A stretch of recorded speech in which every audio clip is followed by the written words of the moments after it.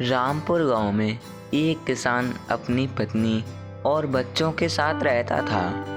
एक दिन किसान कहीं जाने के लिए सुबह सुबह तैयार हो गया और पत्नी से बोला, मैं दूसरे गांव जा रहा हूँ, शाम तक लौट आऊँगा, जब तक तुम घर का ख्याल रखना। पत्नी ने पूछा, दूसरे गांव क्यों जा रहे हो?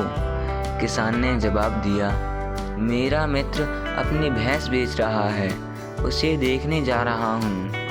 अगर पसंद आई तो मैं ही खरीद लूँगा। बच्चों को पीने के लिए दूध भी मिल जाएगा और हम लोगों को बाहर से दूध खरीदना भी नहीं पड़ेगा। भैंस खरीदने की बात सुनकर पत्नी खुशी से उछल पड़ी, बोली, वाह, यह तो बहुत अच्छा विचार है। मैं आपसे बहुत दिनों से यही कहना चाहती थी। घर में दूध दही की नदियाँ बहने लगेंगी। मेरी माँ काफ़ी कमज़ोर हो गई हैं, मैं उनके लिए भी दूध निकाल कर बेच दिया करूँगी। उनके घर पर भैंस नहीं है। सासू माँ का नाम सुनते ही किसान का चेहरा ऐसा हो गया जैसे मानो नींबू चबा लिया हो। किसान बोला, मेरी भैंस का दूध तेरी माँ क्यों खाएंगी? उसे दूध खाना है तो अपनी भैंस क्यों नहीं खरीद लेती? पति के मुंह से ऐसा शब्द अपनी माँ के लिए सुनकर पत्नी का चेहरा भी तमतमा उठा। पत्नी बोली, इस घर की हर चीज़ पर मेरा भी अधिकार उतना ही है जितना तुम्हारा है। अगर मैं अपनी भैंस का दूध अपनी माँ को खिलाना चाहती हूँ तो तुम्हें क्या आपत्ति है? किसान ने कहा, आपत्ति है, मेरी भैंस का दूध तेरे मायके वाले नहीं खा सकते, समझी? पत्नी ने जवाब दिया, खाएंगे और ज़रूर खाएंगे, देखती हूँ कौन रोकता है।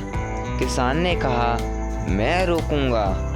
एक तो तेरी जैसी भैंस को तेरी माँ ने मेरे गले मर दिया, तूने तो कुछ दिया नहीं, कम से कम मेरी नई भैंस दूध, मक्खन, घी तो देगी।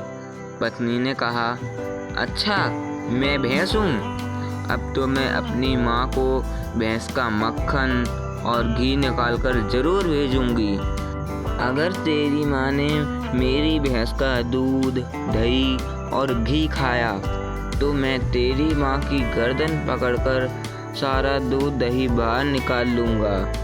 पत्नी ने कहा, खबरदार, जो मेरी माँ के बारे में उजूल फिजूल की बातें की तो मुझसे बुरा कोई नहीं होगा।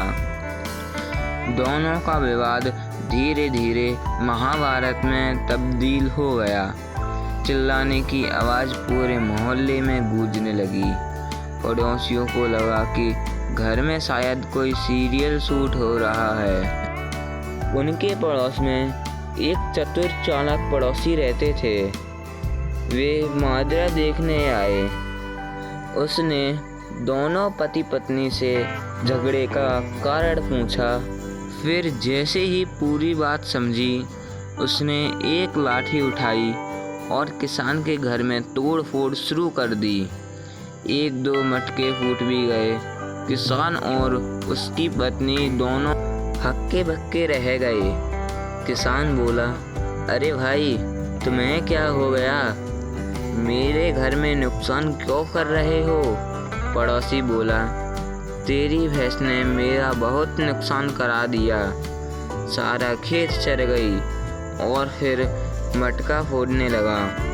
किसान बोला, क्यों झूठ बोल रहे हो? मेरे घर में भैंस ही नहीं है तो फिर तुम्हारा खेत कैसे चर गई? पड़ोसी बोला, वैसे ही जैसे इसकी माँ तेरी भैंस का मक्खन और दूध खा गई। और यह सुनते ही झगड़ा ख़त्म हो गया। तो दोस्तों, कल्पना की उड़ान में लोग अक्सर हकीकत भूल जाते हैं और किसी का सिर फोड़ने पर उतारू हो जाते हैं। हमारी कहानी अगर आपको अच्छी लगी हो तो एक लाइक अवश्य दें और हमारे चैनल को ज़रूर सब्सक्राइब करें। Thanks for watching.